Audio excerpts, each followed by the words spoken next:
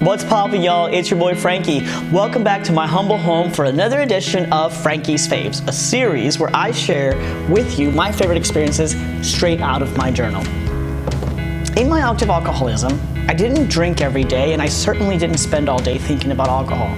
I wasn't powerless over alcohol. On the night of November 7th, 2017, into the morning of November 8th, 2017, I was contemplating suicide. I had a plan on how I'd do it. I believe my guardian angel was working overtime that night, flashing a vision of my mother in tears, bringing some degree of sobriety to me in that moment. At the advice of some very astute attorneys, I checked myself into rehab. I had finally received the gift of desperation. That is, I was finally desperate enough to do whatever it took to get my life together.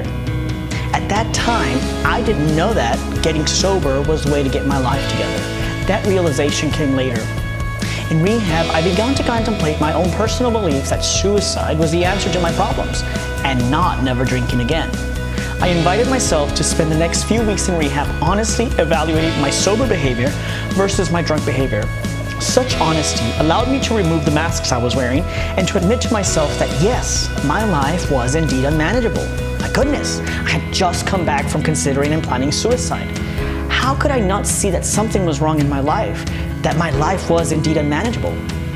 Alcoholism. You see, it's the nature of the disease. We are unable at certain times to bring into consciousness with sufficient force the memory of the suffering and humiliation of even a week ago to keep us from picking up our next drink. Naming my disease gave me control over it. Control in the sense that I knew what demon I was battling. And being aware of the demon I fought also gave me insight into and protection against the tactics that the demon employs to get me to my next drink.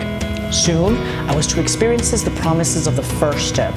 Similar to other alcoholics in this program of recovery, I was to be catapulted into a fourth dimension of existence.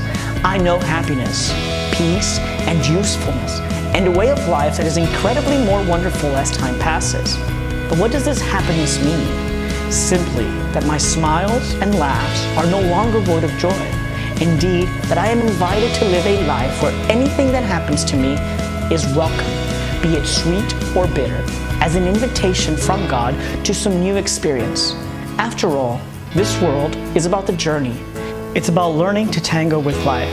It's about learning to produce a response equally as dramatic and seductive as the experience that life throws at me. It's about letting life have its capricious ways, but also learning to draw from such ways that which makes me grow. Until next time, and remember, if you're going to spend the day dreaming, be sure to dream big. Bye!